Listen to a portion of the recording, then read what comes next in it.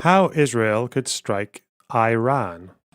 Iran struck Israel with a massive ballistic missile attack on October 1st, 2024. And right after the attack, people started saying that Israel was going to strike back at Iran. And it's really easy to say that, but it's a lot harder to actually implement such an attack when you have to do the actual math. First, I want to show you the region. The center of Israel to the center of Iran is about 1,000 miles or 1,700 or so kilometers from Israel. So now you're kind of dealing with the tyranny of distance. Everything is a lot further away than you would like it to be logistically.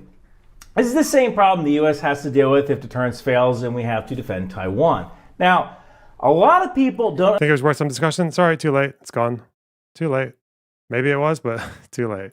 Understand how big Iran actually is. So let me show you Iran on a map of the US. It goes from Florida all the way up to South Dakota. And here's what it looks like on top of Europe, going from Greece all the way up to Germany. Now, the Iranian nuclear program sites are spread kind of all over. Do you have Obsidian notes on Hamas affiliated or Hamas journalists? No, I don't. Again, being a journalist who supports Hamas doesn't make you a target. That's not how that works. What it does mean, if you're a journalist affiliated with Hamas, and because Hamas is very fucking fluid in the way that they organize their roles, is it does mean that you're probably more likely to be in a fucking zone that is going to make you liable to collateral damage. It also suggests that you might be more likely to take up arms, because if you're affiliated and there's a combat zone, like, you might have an incentive to take up arms yourself. And it might also just mean that you're doing both, because, yeah, some of these journalists were obviously participating in hostilities. So, yeah. Like, again, if you're going to go to the conclusion that they are assassinating journalists with their bombs, prove it. I don't think I've seen proof for that. For the country, that is a lot of targets, and there might be multiple targets at each target.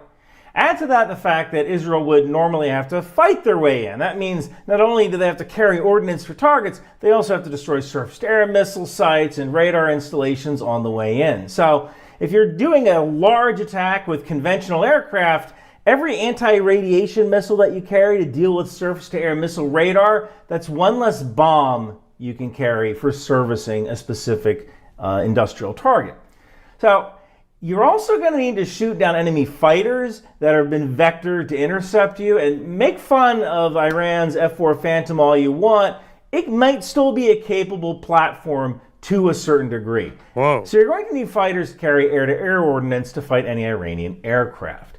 You know, since yesterday's attack, there have been numerous articles on how Israel would respond. But here's what's interesting. They mainly talk about targets. Oh, Israel could hit this. Israel could hit that. But they don't actually talk about how Israel could do it. So let's talk about the actual mechanics of how Israel might actually do this. And you're going to realize how hard it would actually be. And at the end, I'm going to explain how Israel could actually pull it off. Now, so to start, the basic limiter on any kind of long-range operation is mid-air refueling tankers. You know how I always wear my Alcoholics Moving Cargo shirt? I'm really proud of these guys. That's because the tanker crewmen of the Air Mobility Command never get the love they deserve. And yes, you can get this t-shirt at Bunker Branding. There's also should be some patches available really soon now in Spice Brown, so you can wear them on your uniform until you get caught. Look, you can't kick ass without tanker gas. The U.S. Air Force has between 470 to 490 tankers spread across active duty Air Force Reserves, Air National Guard. Israel has 7. That's right, 7 modified 7.0 tankers that are roughly the equivalent of a U.S. KC-135 tanker. These Israeli tankers carry about 200,000 pounds of transfer load fuel. Israel also has 7 KC-130Hs that could theoretically do tanker operations by landing and doing a forward air refueling point, or FARP. But you'd have to land at an air base that has a runway long enough to accept fighters. And note that the U.S. tried to do this FARP refueling in the middle of the desert during Operation Eagle Claw in 1980, when Jimmy Carter sent special forces to try to rescue American hostages. That didn't work out so well, right? And those were helicopters. You know, finding a place for a jet fighter to land is going to be a lot harder. So You'd also have to find a friendly country to allow Israeli planes to land on their runways, and there aren't that many in the neighborhood. Maybe Jordan, maybe Saudi Arabia if they have plausible deniability. So let's look at actual possible plans. What would it actually take for Israel to strike Iran with an aircraft? Now note again, the spreadsheet I'm using for calculating air operations and tanker ops is available for free at RyanMcBethProgramming.substack.com. Good science is reproducible. Although if you want to toss me $5, I could sure use the money. Israel keeps demonetizing my videos. I worked on this video for 12 hours. I'm essentially going to make $0.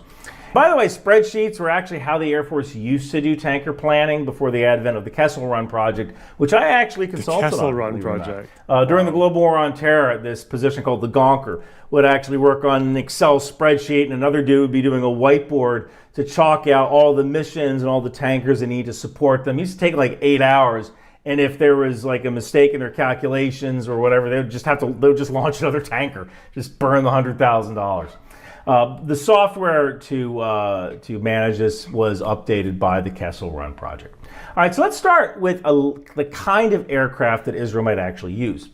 According to the World Air Force's 2024 handbook and other sources, Israel has about 30 F-15C and D air-to-air models, 25 F-15I strike models, 39 F-35I models, and about 102 F-16I models. Now, just because you have an airframe doesn't mean that it's ready to fly. The average U.S. Air Force readiness rate, it hovers between 70, 73%-ish. Russia is about that rate as well. That means when you go out to the flight line, only 70% of the aircraft are available to fly. The other 30% are being maintained. Jets break all the time. Some may even be in the middle of their quarterly, yearly maintenance cycles where you take the whole thing apart and x-ray the wings for cracks and upgrade to new tech and so on. So on average, if you have a squadron of 24 jets, only 16, 17 might be ready to fly. You can surge maintenance at the cost of your maintainers, who will work their butts off for you to get this done. But it's possible just for maybe a one-time mission because the maintainers are going to be exhausted, and you don't want exhausted maintainers working on jets because they will make mistakes. And I know all you Air Force guys are looking at me right now with 5 Zin packets stuffed in your mouth and a cup of coffee going, I've been exhausted the entire time I've been here. And sometimes that is the problem. But for the most part, you should only assume that 70% or so of the aircraft in the squadron are available. Now, I know I'm going to get in the comments that the Israeli Air Force is exceptional. Their maintainers can turn around aircraft in 30 minutes. I have no doubt that's true. It's why on the spreadsheet I've listed 2 possible scenarios, one with 100% of the jets available and one with 70% of the jets available. But yearly, quarterly, weekly maintenance, it doesn't matter what country you're in, it still needs to get done. So the right number might be somewhere in between 70% and 100%. That being said, I'm going to perform this next thought exercise with 70% of the jets available. So let's start with the most geopolitically sound option for a mission. That would be to fly aircraft around the Arabian Peninsula, cutting over Yemen and Oman. This would be a round trip of roughly 6,800 miles or roughly 11,000 kilometers. This would take a flight time of about 11 and a quarter hours. And this doesn't factor in the tanking time. It takes between 5 and 15 minutes to refuel a fighter with a KC-135. Well, technically in this case we're using Israel's Boeing 707 variant. But both of those variants can only refuel one aircraft at a time with their boom system. So just on this trip, just only on this trip, it would take 213 hours to refuel every jet. That's and that's with one tanker. You can throw more tankers at the problem, but remember, Israel only has 7. So how many tankers would Israel actually need to accomplish this goal? If Israel took the southern route, they would need 73 tankers. And the only way this would be possible is if the U.S. pumped the gas. And Joe is not going to let that happen.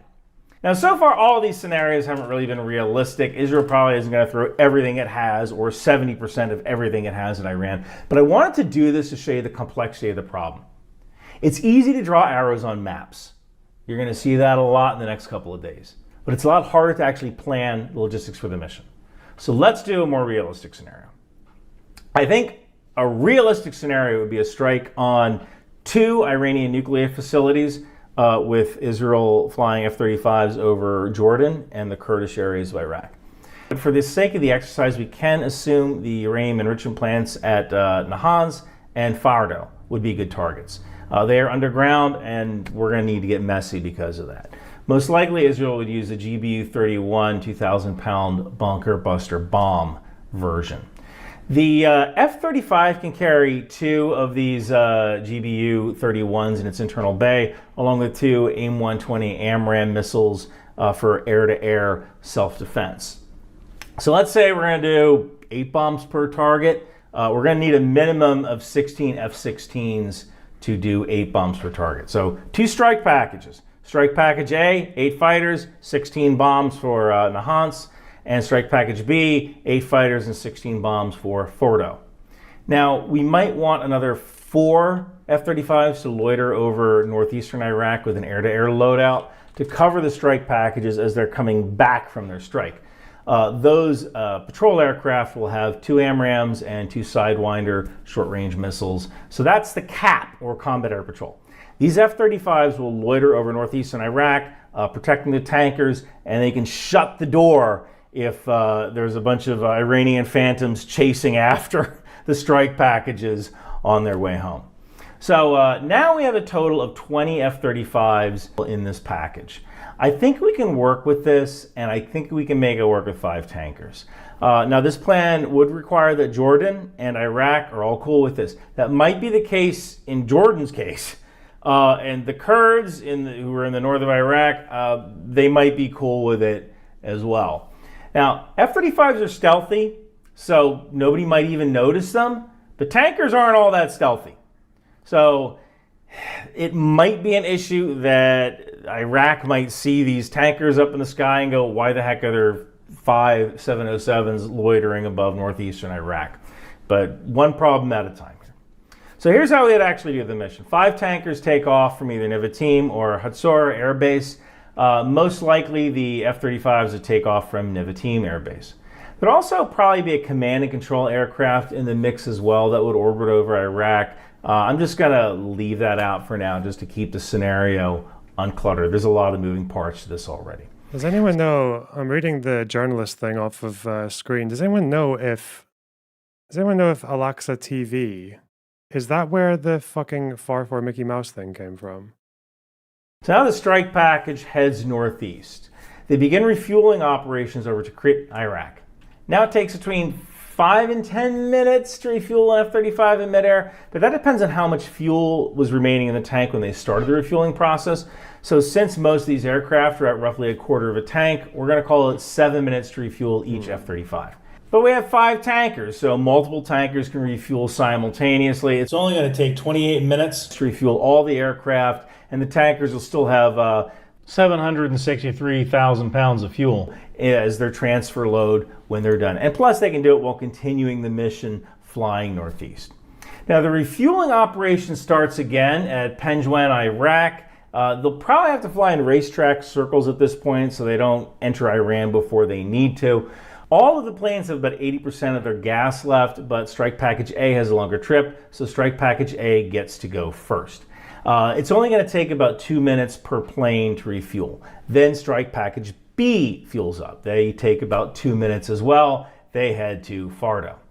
Then the CAP refuels. They stay protecting the tank. Okay, I'm going to take a fucking tangent here. So someone was asking me if I ever had any Obsidian notes on the journalists. I don't actually, but I do know. So here's the difficulty when people talk about journalists and whether or not they're actually valid military targets, okay? So almost always they wouldn't be unless what their journalism involves is incitement to violate the Geneva Convention.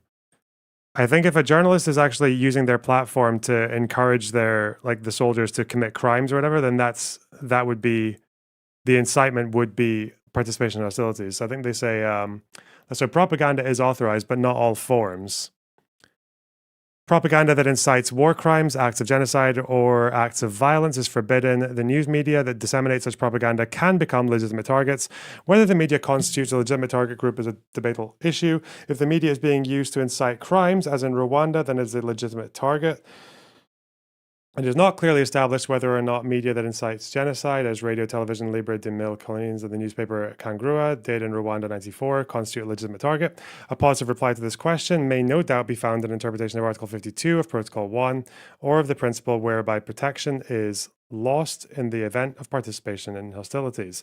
So, Al Jazeera falls in? Absolutely not. What are you talking about? Al Jazeera will not be crossing.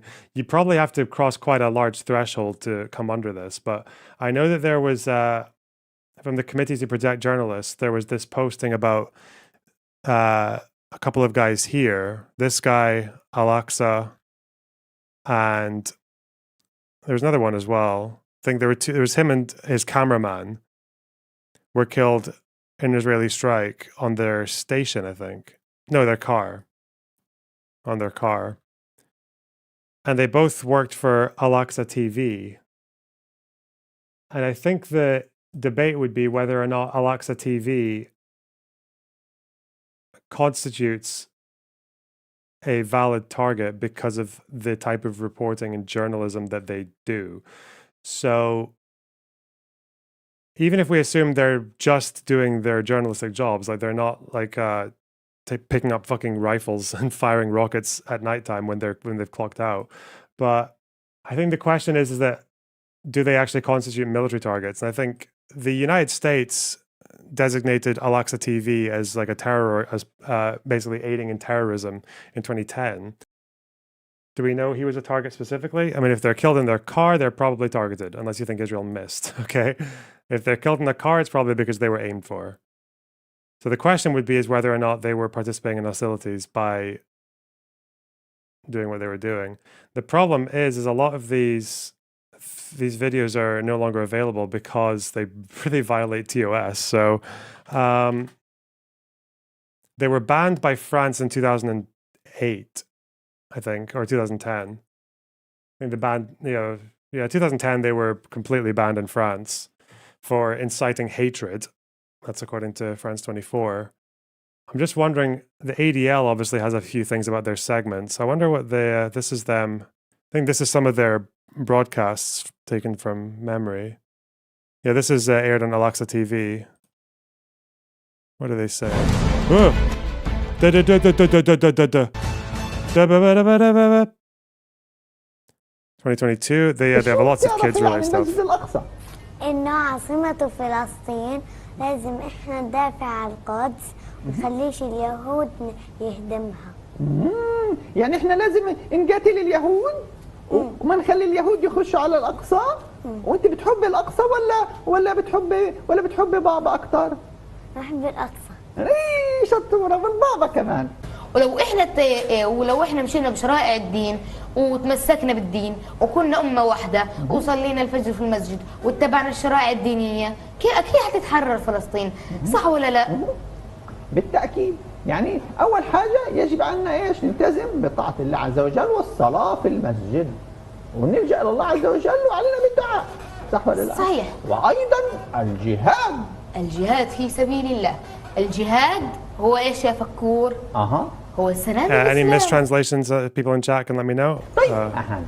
Because occasionally, I don't know if I've ever seen memory do a mistranslation, but like a proper one, but clipping maybe. No.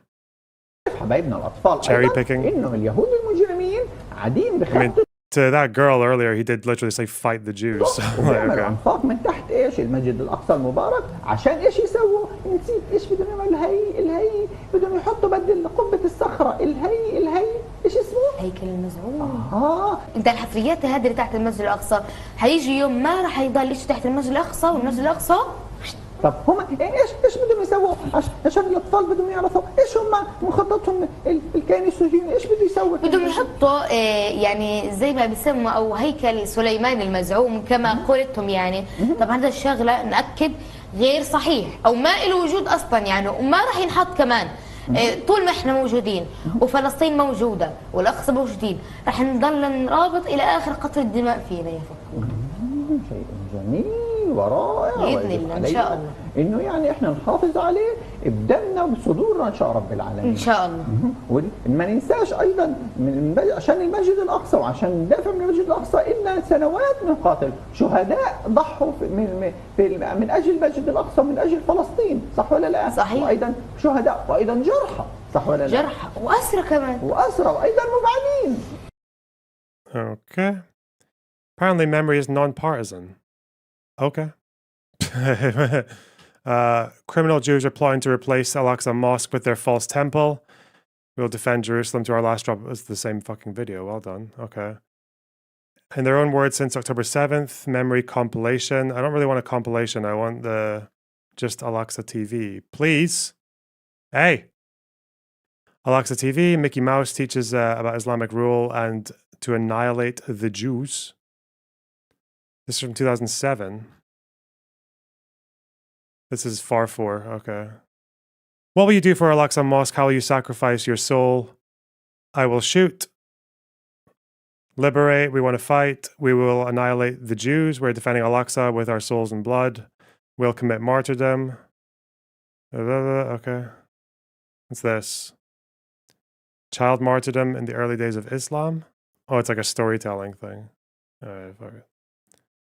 So some of these links don't work. That's beautiful. Okay. Bet this one does. Oh, nice one, memory. Fucking idiots. Okay.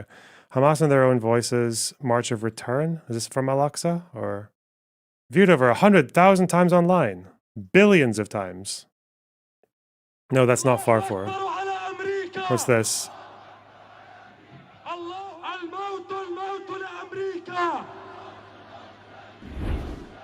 Hamas, founded in 1988, is designated by the United States and European Union as a terrorist organization. Watermark for Al-Aqsa Over the past few TV? years, Hamas terrorist attacks and they have a watermark? actions have made news. A week before fighting erupted in Gaza, Hamas's leader from Damascus put an end to a short-lived truce with Israel. This, in their own voices, is Hamas. Oh, it's that. Yeah, that's the one. Okay. وإذا كانت اليوم هي عاصمة الكاثوليك Okay. أو الصليبية التي أعلنت عداءها للإسلام ليمنعوا نهضة الإسلام من جديد، ستكون عاصمتهم نقطة متقدمة للفتوحات الإسلامية التي تنساح في أوروبا كلها، ثم تلتفت إلى الأمريكتين بل إلى أوروبا الشرقية. أنتم الأعلون. Hamas leaders call for the annihilation of Israel and of all Jews, for death to and annihilation of fucking the ADL are so shit. First of all, they see anti-Semitism everywhere, so half their examples are bullshit. The problem as well is they don't actually give you links to anything. They just tell you, "Oh, we saw this thing. Oh, okay, wow, thank you." Inciting children. Okay, well, that's great. Be good to see the clip, dickhead. What's this? CNN item about it. Is presented as a combination of news and entertainment. But the theme of Hamas rising up against Israel is a near constant undercurrent. In this video, Hamas fighters triumphantly tunnel into Israel, attack Israeli targets, then sneak back into the tunnels and return home as heroes. The station is used to broadcast messages directly from Hamas leadership. In the first days of the conflict, the group's spokesman encouraged Gaza residents to act as human shields, saying, quote, "Do not comply with the war of rumors and psychological warfare that the Zionist enemy is waging upon you." Al-Aqsa's news anchors also toe the party line. How many children has Hamas killed? 0, the anchor says. How many women has Hamas killed? 0. How many children has Israel killed? Over 400. How many did they hit? Thousands. Saying later, all of the martyrs are civilians. All of them. Al-Aqsa began to broadcast in Gaza in 2006, shortly after Hamas won a landslide victory in Palestinian elections. In 2007, they garnered international scrutiny with this children's program featuring a Mickey Mouse-like character named Farfor.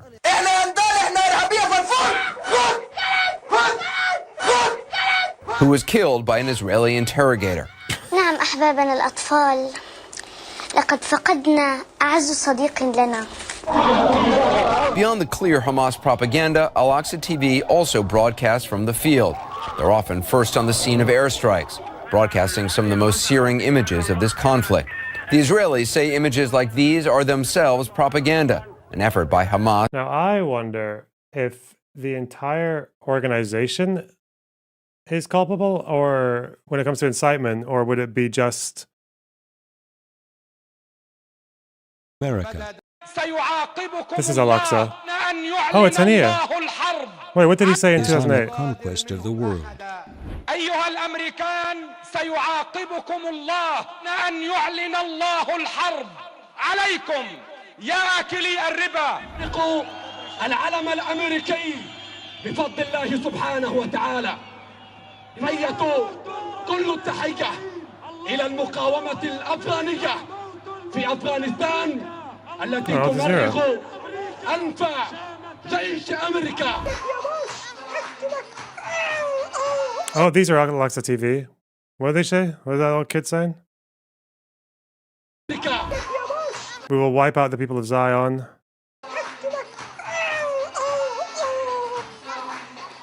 أنكم وكأن الذي قتل يهودي واحد.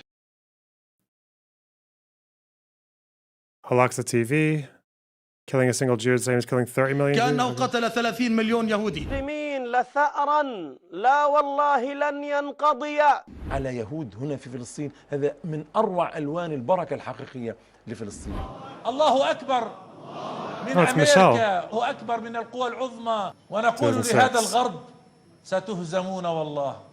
والأمة العربية والإسلامية اليوم صاعدة ناهضة، سوف تستعيد زعامة العالم. الموت لإسرائيل، الموت لأمريكا، الموت لأمريكا. All clips shown on this video were aired before the Okay.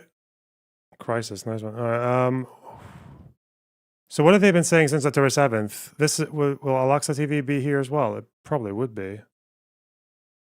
I mean, knowing these dipshits, they probably won't even... To view, guarantee it's a dead link. Let's go. No, it's not. Okay. We're just looking for Al-Aqsa TV clips, just curious.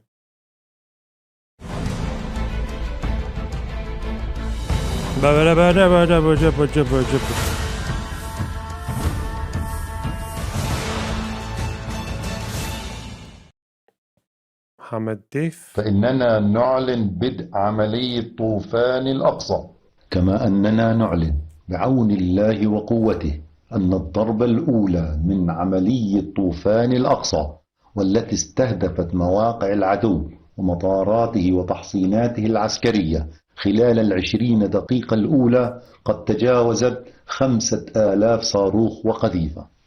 يا جماهير شعبنا وأمتنا، يا أحرار العالم، اليوم يتفجر غضب الأقصى، غضب شعبنا، غضب أمتنا، غضب أحرار العالم. مجاهدون الأبرار، هذا يومكم لتفهموا هذا العدو المجرم أنه قد انتهى زمنه. اقتلوهم حيث ثقفتموهم. يا شبابنا في الضفة الغربية، يا كل أهلنا على اختلاف تنظيماتكم، اليوم يومكم لتكنسوا هذا المحتل. Is it called Hamas TV or are you just making up names? أرضنا في الضفة الغربية، ولتجعلوه يدفع ثمن جرائمه طيلة السنوات العجاف الطوال. نظموا هجماتكم على المستوطنات بكل ما يتاح لكم من وسائل وأدوات. اليوم، نعم، بدءا من اليوم. Okay, I don't know Al-Aqsa TV, please. عودة وإقامة. يا أهل بيت تحت الأقصى أكبر مما يظن ويعتقد. I feel like I watched this one. نتنياهو هذا والغرب للأسف متواطئ. الشعوب يا أختي العزيزة قيدت حماس. I don't think he's in Yemen. It's a Yemeni broadcaster. هو المزيد. هل تطالب يعني فيما يتعلق بلبنان ويعني وأنت تتابع هذا أسرع عند العدو كما أن تحصل هذه الخطوة، لكن هم أصحاب آلاف من الضفة الغربية. فبالتالي باختصار القانون عندنا يعني خلص أسرى مقابل أسرى. إحنا كان شليط أخذنا به 1000 وزيادة، اليوم عندنا عشرات من الضباط والجنود، وإن شاء الله سنبيض بهم السجون وكل أبنائنا وبناتنا في السجون من جميع الفصائل إن شاء الله. Fuck me, man. يتحرك على Egypt. يدرس في العلم. أفغانستان يعني كان مأذونا. I know that word. He said Afghanistan. العلماء فتح كيف يفعلون مع تايوان ما فعلته كتائب القسام 7 أكتوبر. العرب يقدمون دروس للعالم. TRT. Oh, you wanted TRT. Okay. 7 أكتوبر فتحت طريقا أوتوستراد هاي واي كبير نحو إزالة إسرائيل ونحو التحرير بإذن الله واستنقاذ القدس والأقصى. نريد كوكبة من العلماء تغير قواعد اللعبة كما فعل الشيخ عبد الله عزام في أفغانستان. وإلا فقط أفغانستان يعني كان مأذونا. الشيخ عبد الله لم ينتظر أحدا، سواء أخذ الأمر على عاتقه وسار الناس خلفه. أنا أقول اليوم على العلماء أن يصدروا الفتوى وأن يحرضوا الأمة وأن يتحركوا وأن يضغطوا على الأنظمة وعلى الحكام أن يوقفوا المجزرة وأن يوفروا الإغاثة وأن يفتح معبر رفح. هناك أصدقاء من المسيحيين ومن حتى اليهود ومن اليسار العالم. هناك أصدقاء لنا في العالم. وأنا أيضا أخاطب. What did he say? رفح. هناك أصدقاء من المسيحيين ومن friends among the Christians, even the Jews, as well as the global left. من حتى اليهود ومن اليسار العالم. هناك أصدقاء لنا في العالم. We'll still kill them. وأنا أيضا أخاطب يعني موسكو بكين، أخاطب روسيا والصين. موقفهم جيد وكان موقف الأمم المتحدة وموقفهم السياسي، لكن هذه دول كبيرة عظمى تستطيع أن تفعل أكثر، بمعنى أنه تشكل إرادة. خلاص التفرد بعدين هذه فرصة. ما هي موسكو وبكين تسعيان إلى معادلة دولية ليس فيها الحكم القطبي الواحد. هذه فرصتكم. It's kind of interesting to see that maybe that's one of their hopes. One of their hopes is that it might, like the alienation of America will allow for a more multipolar distribution of world power. Okay, interesting.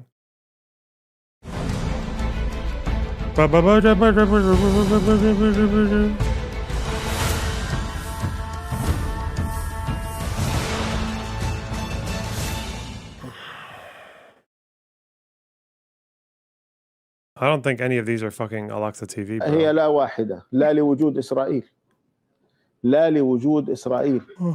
وأنا أظن أن إسرائيل هي أس المشاكل في منطقتنا، وأن ذهاب إسرائيل من المنطقة سيفتح الباب لحل كل المشاكل في هذه المنطقة. ولكن تعلم طيبا وجيدا أنه لا إمكانية الآن لرمي إسرائيل في البحر. لا أتحدث عن رمي إسرائيل في البحر. الإسرائيليون في الأيام الماضية كتبوا في إعلامهم ما هي قيمة دولة كل مواطن فيها يحمل جواز سفر الدولة التي جاء منها، فليعودوا من حيث جاءوا. ما احنا بدناش نرمي حدا في البحر، يرجعوا محل ما اجوا، وسنسهل لهم طريق العودة الآمن أيضا كذلك. واو. أنا أعتقد أن هذه الجريمة ستكون وصمة عار في جبين بايدن وفي جبين بلينكن الذي نسي أنه وزير خارجية أمريكا وتذكر فقط أنه يهودي، ليكون مجتمعا يوم أمس في اجتماع الوزاري المصغر الذي قرر سلسلة من الجرائم نحن نراها الآن يتباكون على محرقة هتلر، ومحرقة هتلر تقف حقيرة أمام المحرقة التي يصنعون. كما نحمل الإدارة الأمريكية ورئيسها بايدن ووزير خارجيته اليهودي على وجه الخصوص المسؤولية الأولى عن هذه الجريمة التي تتم بطائرات وصواريخ الولايات المتحدة. Oh, Al-Aqsa TV 2014. Okay, this is another the Bumblebee. Okay. Encourages the killing of Jews. Okay. اسمع يا صديقي، في عندكم يهود؟ صديقي يا قيس. هسه لا. طيب انا سمعت هم بيجوا عليكم كل يوم. بس هسه لا. طيب اسمع يا صديقي، اعمل ايدك هيك. مخيم. لما يجوا عندكم اضربهم بوكس. خلي يجوا بندوره. ان شاء الله عشان نحرر فلسطين. ان شاء الله. طيب على العموم يا روان، انا بقول له يمسك حجر، ولما يجي اليهود عنده يمسكوه طبعا الجيران اليهوديين عادي يطبش عليهم لو كانوا يهود يعني جيرانه او صهاينه عادي. تولين ليش حابه تصيري شرطيه؟ ليش؟ زي مين؟ زي عمو. مين عمه؟ أحمد. هو شرطي؟ شو بيسوي طب الشرطي؟ بس الحرامي واللي بيعمل مشاكل وبطخ اليهود صح؟ انت بدك تصيري زيه؟ ان شاء الله لما تكبري. لما طخ اليهود كلهم؟ Bro, she's like 4 years old. What the fuck? كلهم؟ طيب. Okay, so I feel like in the context of war, unless they change their fucking agenda, I feel like this organization is probably targetable as during a war, right? They are clearly inciting violations of the Geneva Convention. Whoa, okay. So that's just one example of two journalists who were targeted by Israel in Gaza. I don't know if I need to find examples of what they've been doing, what they were doing during the war. I'm just wondering, someone asked me if I have a Google Doc on the journalists killed in the war. I'd imagine some of those journalists are not doing that shit. I'm just curious, given that they are all named, there's a website that's cataloged the names of every journalist that's been killed since the war. And I think a lot of them, they tell you how they died as well. So some of them were probably killed as like collateral or friendly fire, or not even friendly fire, but like shrapnel and possibly just like mistakes. But I wonder if it would be worth grabbing the names of all of them and finding out exactly what what organizations they were working for, what they were doing, what they were accused of doing. Did that page just say retarded bomb? Oh, yeah. When you look up dumb bombs on Wikipedia, there's a section called retarded bombs. Yeah. I hear war zones are pretty dangerous. Yeah, but that's not an excuse to target journalists. So, I mean, we know like an obvious one is pre-war, you've got Shireen Abu Akleh, who was obviously not doing anything wrong and was killed by the IDF. So that's like a pretty clear example. But this person is on the Committee to Protect Journalists, and I think but I don't know what their profile is for killed in their car, died in Al-Shifa, struck as a vehicle identified as TV. They wrote to Netanyahu requesting supporting evidence for IDF's claims of militant activity on the part of journalists, provided general context against Hamas and the nature of Al-Aqsa TV, but did not specifically address the question of how did Israel determine those targeted, did not deserve civilian protections afforded to all journalists. Now, I wonder for IHL, the question is whether or not it's the organization as a whole that loses protection, or is it just the individual journalists? I'd be interested in just I wonder if it would take, how long it would take to just go through. Could Hamas journalists be targeted under international law? Not just for being a journalist, no. It has to be if they're doing journalism that is part of an incitement campaign, basically. So we could probably do like an Obsidian doc on the law and then go through the names and just see what the IDF said, what other evidence says, and then just like maybe like a green, or yellow, or red determination for whether or not they were targetable. Are there any Israeli journalists that this would count for? Journalists? I don't know, but I've seen public figures in Israel say some pretty fucking insane shit. Like that podcaster that voted that, like that Israeli podcasters who spoke about killing like all the Palestinians or deporting them. Channel 14, maybe? Yeah. So you're saying FAR4 is a valid target? You know. But I wonder if it depends on the organization or if it's just on the individuals in the organization. Human Rights Watch said there was no evidence they had been Hamas operatives or engaged in any military activity. That's not the question that's being asked. The IDF did not respond to the query, but said it sees great importance in preserving the freedom of press and professional work of journalists. Okay. The thing is, I don't know if I can find any like work from these journalists in particular, or whether or not that matters if they were just part of the organization. and reporting for them. Like if you're an accessory to the fucking project. Hamas military commander calls for further attacks on October 8th. Where did he say this? Mohammed Daif. I don't think this is Al-Aqsa TV, is it? Where did he say this? We're getting a theme tune. Theme tune.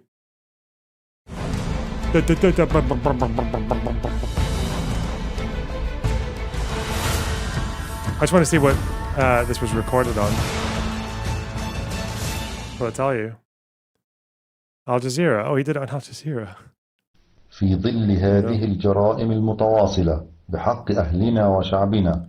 Okay. Daughter of suicide terrorist sings to her mother. Al-Aqsa TV. شايلة ايه بين احضانك يا ماما مكاني لعبة لي او هدية جايبها لي ماما ريم ليه لبستي طرحتك انت خارجة ماما برا طب ارجعي يا ماما معرفش من غيرك انا غير لما تحكي لنا الحكاية عايزة عشان أمي Okay. ماما لساني دلوقتي Oh, wait. دمعت عينينا انت شايلة Carried a bomb in your hands.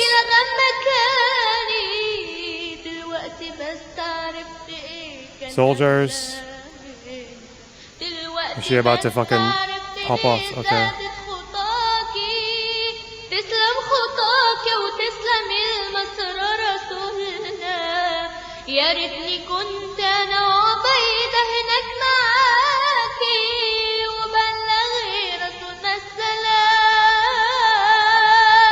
قولي له بتحب الضحى وحب مش هيكون كلام انا بعد ما You might get copyright strike. I don't think they. Shut the fuck up. I'm following in her steps. Uh-oh.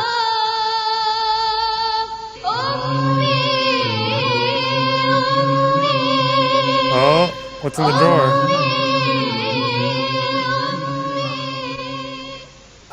Stick of dynamite. Oh. Okay, that's fucking mental. That's okay. Hey, goes pretty hard. And the path back to Israel. Strike Package A has 568 kilometers to hit the target, and then they have to fly back. So that's a total of 1,136 kilometers. They will be running on fumes when they get back. I don't even know if Israel would actually approve this mission because it's so close. They'll have about 5% of their fuel left. Islamic. I don't really know how much that has to do with Islam. I feel like even before like pre 9/11, I always thought that suicide bombing was generally seen by most groups as like a kind of affront to Islam. I think even the Taliban before the American occupation were against suicide bombing. Was it the Taliban or who was it? There was some group that. There was some particular group that was it Al Qaeda, or there was some group in particular that was against suicide bombing until the 2000s onwards. Like it's not like a fucking ingrained thing. Anyway. Left.